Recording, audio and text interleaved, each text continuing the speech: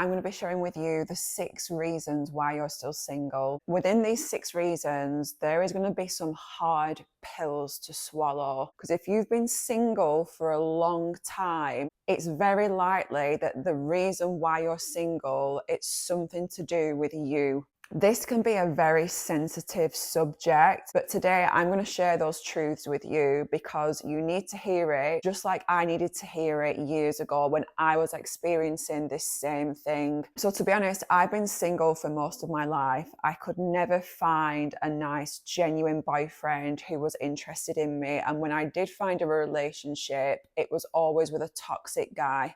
It was always with someone who wasn't that keen on me, who disrespected me. But at the age of 32, I experienced a huge rock bottom with one of my ex-partners who was a narcissist. And I had to look in the mirror and I had to admit some really hard truths about myself and why I was getting in my own way when it came to finding the love that I deserved. Guys, I forgot to say there's timestamps included in this video, so you can skip to the part that most interests you. I have now been in a healthy, stable relationship for 2.5 years. And honestly, I have to pinch myself daily because I just thought it was never going to happen for me. It took me until I got to the age of 32 to finally find a stable relationship. I nearly give up all hope, but I'm here to tell you today to never give up hope. You just need to be open to looking in the mirror, admitting some things about yourself, and be open to making some changes. So let's get into it. The first reason why you're single. Number 1, you're being shallow. I'm sorry, I know that sounds harsh, but I myself was guilty of this. I feel like these days people are really focusing and prioritizing the wrong things when it comes to relationships. Stuff to do with materialism and status. So people are focusing on how much does he earn? Does he own his own house? Or what car does he drive? What clothes does he wear? Does he have good dress sense? So I really didn't think that I was a shallow person. But when I got with my boyfriend, there was a couple of things that ended up being very confronting and revealing to me about what type of person I was. So number 1, when I got with my boyfriend, he had a bit of a granddad car. He didn't have the coolest car. And like I said, I didn't think I was a shallow person, but there was definitely some thoughts in my head where I was like, oh, he's not really got a cool car. Number 2, my boyfriend didn't earn as much money as I do. And I'd always had it in my head. One of my number 1 priorities was I need someone with money. Because at the time, I was really unhappy with my life. I didn't have a purpose. I didn't have much drive when it came to my own career. To be honest, I felt quite lost in life. So I was really relying on my partner to have a lot of money. So basically they could bail me out of my rubbish life and maybe I could be a housewife. Honestly, that's what I was thinking. So yeah, when I got with my boyfriend, he had a bit of a granddad car, a bit of a dad car, just like a family car really. And he didn't earn as much money as me. But he had the following things in abundance. He was super kind. He was so genuine. We had really good communication. I just felt so relaxed and peaceful when I was around him. I could be my complete self. He made me laugh, he made me smile, he made me feel so happy, and he was really affectionate. I'm a super affectionate person. I love loads of kisses and cuddles. That's something that I didn't have with my ex. So he had all those things in abundance, but I was at the point where I was considering ending the relationship because he didn't have enough money and he didn't drive the coolest car. I can remember speaking to my friend about this and she really brought me back down to earth, and she said to me like, are you seriously going to let these things get in the way of you not continuing this relationship when he's giving you all these other things that you really wanted? He's giving you them in abundance. And I had to have a serious word with myself because I realized in that moment I was being really shallow. And was I seriously going to let this guy walk by who was so kind, so caring, just because he didn't have a cool car and he didn't earn as much money? Also, I'd like to add, my boyfriend, even though he wasn't on as much money as me, he was really hardworking and he was trying so hard every day in his career to better himself. So one thing I would say here, when you're considering a relationship, If a guy maybe doesn't earn loads of money, but they're working every day to better themselves, they're really hardworking, they've got a strong work ethic, maybe consider giving them a chance. Not all of us can be on mega bucks, own our own house, and have a super cool car in our 20s. So the things that you need to be asking yourself in a potential partner, the things that are most important are, do they show empathy towards you and others? How do they treat you and others? Do they treat you and others with kindness? Can they put themselves in other people's shoes and understand other people's points of view and feelings? Number two, can they communicate like an adult? When disagreements come up, can they communicate calmly and peacefully and compromise and come to a resolution with you? Number three, are they hardworking? Are they trying to better themselves personally and in their career? Yeah, they might not be on big money right now, but that can come with time. Number four, can you trust them? Or are you constantly feeling confused and anxious in the relationship? Number five, and this is a big one for me, do you feel relaxed and peaceful around them? When you're around your partner, you need to make sure that they make you feel peaceful, they make you feel safe and calm. Number six, have you identified any toxic traits in them? Do they punish you in any way? When a disagreement arises, do they give you the silent treatment or do they withhold affection to punish you? And number seven, are they excited to be with you? Are they keen? Do they initiate calls, texts, and dates? Or is it very much one-sided and all being driven by you? So the second reason why you're single is because you have no self-love or you have very minimal amounts of self-love. So how does self-love affect your chances of being in a healthy relationship? So a person with a high amount of self-love, when they come across a toxic person who isn't right for them, they identify the red flags right away and they will cut off that relationship immediately because they are strong within themselves. They know exactly what they want.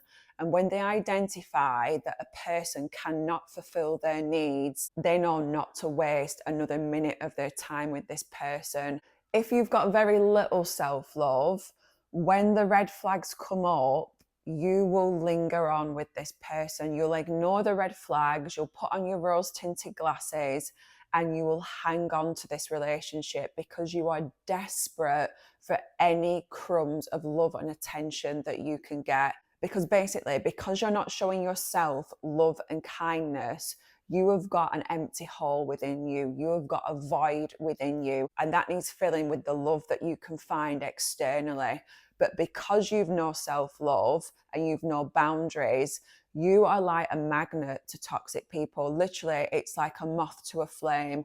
These people can sense that you're vulnerable and you're desperate for a relationship. They will test your boundaries very early on. And when you turn a blind eye to things, literally their eyes will light up. They know that they've got you hook, line, and sinker. And they know that they can say and do anything and you will cling onto that relationship for dear life. A person with very little self-love is used to pain and suffering.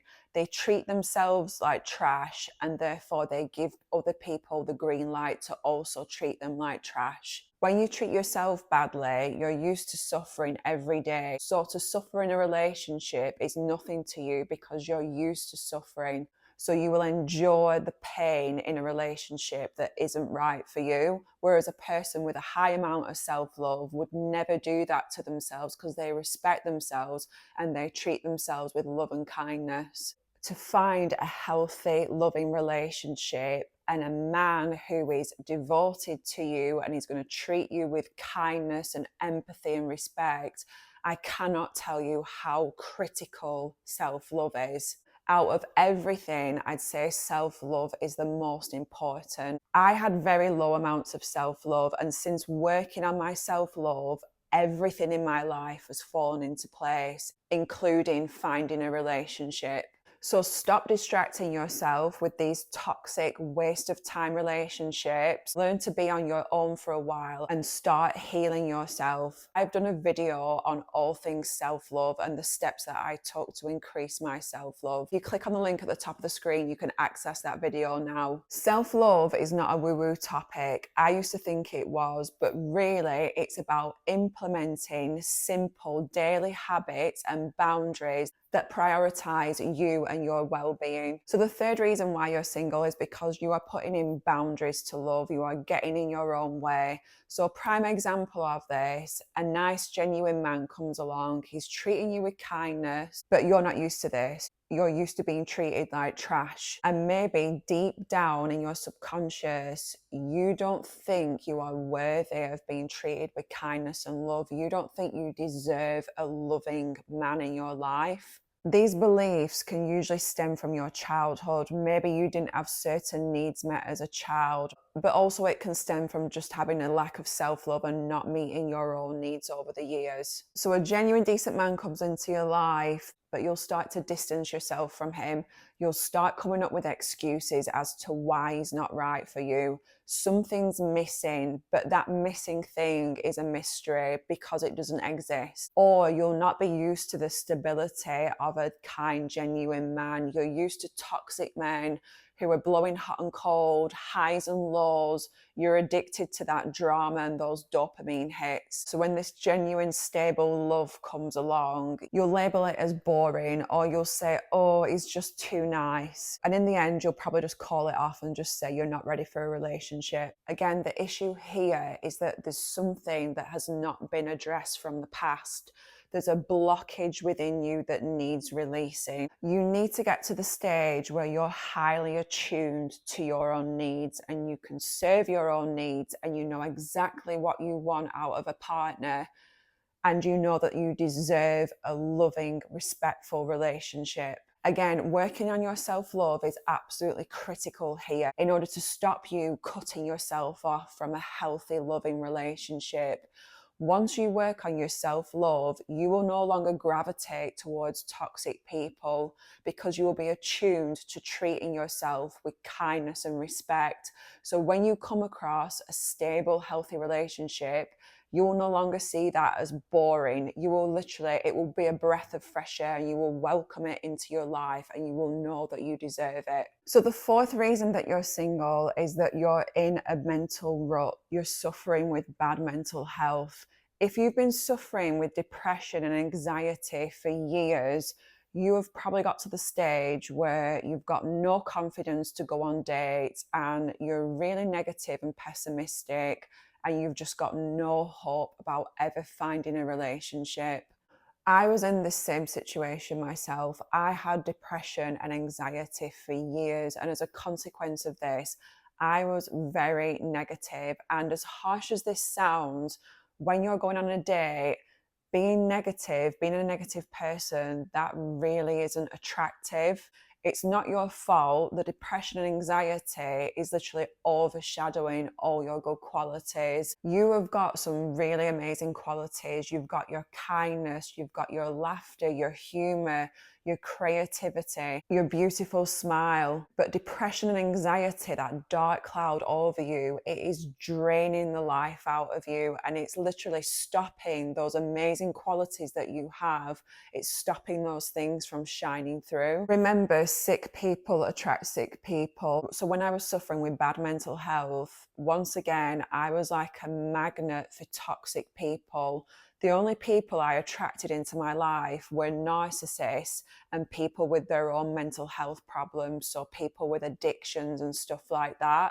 It is literally just the case that you've got to wake up one day and decide to make a change. As hard as that sounds, no one is going to do it for you. And I can promise you one thing I have learned about depression and anxiety: time will not heal you. I sat on my bum for so many years hoping that with time I would grow out of my depression and anxiety, and I didn't. If anything, it just got worse. And when it came to my love life was an absolute car crash. But the day that I decided to get serious about healing and the day that I made changes, not long after that, guess what? I ended up attracting an amazing man into my life that treated me with kindness and love and I was able to hold down a healthy, stable relationship. I've actually done a video on how I healed my depression and anxiety. Over the last 4 years, I've tried various different things, and in that video, I condensed the top things that have healed me in the quickest amount of time. So if you want to check that video out now, just click at the top of the screen. So the fifth reason that you're single, and this might be a hard one to swallow, but you are sending out the wrong message about yourself. So think of the actions and behaviors that you demonstrate on a daily basis. What are those actions and behaviors saying about you as a person? So prime example of this, you're saying that you want a serious relationship. You want a man that's super keen and invested in you and that wants a long-term relationship with you, but you're posting half naked, thirst trap pictures of yourself constantly on social media. I know this might sound harsh. I was guilty of this myself. I think of my actions and behaviors years ago. I was often going out, getting absolutely fucked up on alcohol. I was also posting very provocative pictures of myself on social media, very posy pictures. Now, I'm not saying like the odd bikini picture, that's fine, but we all know that girl who posts very sexual, provocative pictures. And just think, what is that saying about yourself? Think if it was the other way around. I know if I was considering dating a guy and I went on his social media and all he had on there was half naked pictures with his top off, super posy pictures, like cringe pictures. I know it's really judgmental, but there's probably no way that I'm going to take him serious for a long-term relationship. He could be the most lovely person, but to me, pictures like that are just screaming that you've got no self-love and you're looking for validation, you're desperate for attention, and that is not attractive. On a daily basis, you really want your genuine self to shine through and your good qualities. So again, your kindness, your humor. What else have you got to offer except for your physical appearance? Make sure the good, genuine qualities within you are shining through and they're not overshadowed by acting out like this. Again, in order to stop acting out like this, what does this all boil down to? Self-love. Because someone who has got high amounts of self-love is very unlikely to constantly post provocative pictures online because they don't need that attention and validation. They get that validation from themselves. So again, it all boils down to your self-love. I cannot stress that enough. So the sixth and final reason why you're still single is that you've let what's happened in the past harden your heart. So you've been through some terrible relationships in the past with toxic guys. You've had your heart broken so many times and you just can't allow that to happen again. So literally you're refusing to go on any more dates.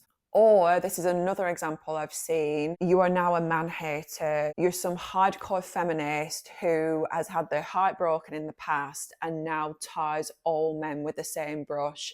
And maybe you're banging on your drum on social media about how bad men are. If I was a guy, if you put yourself in the guy's shoes, this is really unattractive behavior. I get the feminist movement, I get standing up for women's rights, but I feel like some people, especially if you've had your heart broken, you can really take this movement to the extreme. You can clearly see why a lady that's constantly going on about how much she hates men and how bad men are, she's probably quite unlikely to get many dates. But even though I'm saying this, even though this might sound quite blunt and harsh, I can empathize with this situation because I got my heart broken so badly in the past. Like some really messed up things happened to me. For example, my last relationship, I ended up finding messages to a prostitute on my covert narcissist ex's phone. The trauma from that could have hardened my heart. But in that moment, I can remember saying to myself, Gabrielle, this person has took X amount of time away from you. They've hurt you, but that's in the past. Don't now let them take any more time away from you. Don't let them taint the rest of your life. And you have got the power to make sure that doesn't happen. Again, all this comes down to your self-love. So since working on my self-love, I have implemented strong boundaries. So I know even if I was single and I was dating, I know a nightmare situation like what happened in the past is very unlikely to happen again because I've got my boundaries. I'm super in tune with my intuition, and now I do everything that my intuition tells me because I know that it's always right. So if I was to go on a date and I was seeing someone, when the red flags come up, I would trust my intuition and I would cut it off. And that would stop me from experiencing that agonizing heartbreak again. We cannot let what has happened in the past rob our present moment and rob our chances of finding true love. I think that's so sad. If you let it, the stuff that's happened in the past, if you dwell on it, it will keep you stuck in the past. So guys, I'm going to wrap this video up here. I hope you found it really useful. Stay tuned as we're in the month of love. It's February and we've just had Valentine's Day. I'm going to be doing some more videos on the topic of love and relationships, including my top tips for overcoming heartbreak and also how to manifest the man of your dreams. If you found this video useful, don't forget to like the video and subscribe to my channel, and I'll see you next time.